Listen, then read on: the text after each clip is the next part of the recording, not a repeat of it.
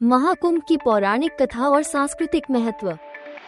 महाकुंभ की शुरुआत एक प्राचीन पौराणिक कथा से जुड़ी हुई है, जो न केवल धार्मिक दृष्टि से महत्वपूर्ण है, बल्कि हमारी सांस्कृतिक धरोहर का भी एक अभिन्न हिस्सा है। ये कथा भगवान विष्णु और समुद्र देव से संबंधित एक श्राप के माध्यम से जुड़ी हुई है, जिसके परिणाम स्वरूप महाकुंभ का आयोजन हुआ। कहानी इस प्रकार है। समुद्र देव का एक पुत्र था, जिसका नाम शंख था। शंख को समुद्र, पाताल और नागलोक से कर वसूलने की जिम्मेदारी दी गई थी। एक दिन असुरों ने शंख को भड़काया और उसे यह विश्वास दिलाया कि वो भगवान विष्णु से भी कर वसूल सकता है, क्योंकि उनका राज्य समुद्र के पास था। असुरों की बातों में आकर शंख भगवान विष्णु के पास पहुंच गया और उनसे कर मांगने लगा। विष्णु भगवान ने शंख को समझाने की कोशिश की, लेकिन शंख ने उनकी बातों को नजरअंदाज किया और विवाद बढ़ता गया। बहस के दौरान शंख ने देवी लक्ष्मी के बारे में अपमानजनक बातें कही, जिससे भगवान विष्णु बहुत क्रोधित हो गए। परिणाम स्वरूप भगवान विष्णु ने अपनी गदा से शंख का वध कर दिया। जब समुद्र देव को ये खबर मिली, तो वह अत्यंत क्रोधित हुए और बिना पूरी बात जाने भगवान विष्णु को श्राप दे दिया। समुद्र देव ने कहा, मेरे बेटे की मृत्यु देवी लक्ष्मी के कारण हुई है, इसलिए लक्ष्मी जी को समुद्र में समा जाना चाहिए।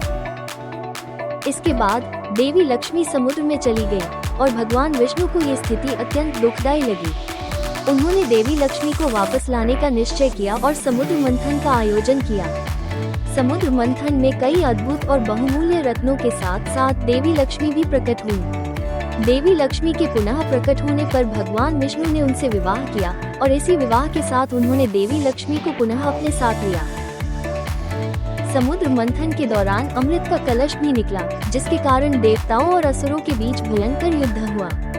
इस संघर्ष में अमृत की कुछ बूंदें 4 स्थानों पर गिरी: प्रयागराज, हरिद्वार, उज्जैन और नासिक। इन स्थानों पर अमृत की गिरने की घटना के कारण इन स्थानों को अत्यधिक पुण्यकारी माना गया और यहाँ पर कुंभ मेला आयोजित करने की परंपरा शुरू हुई। यही कारण है कि महाकुंभ का आयोजन इन 4 स्थानों पर होता है, क्योंकि यह स्थान अमृत के गिरने से पवित्र माने गए हैं।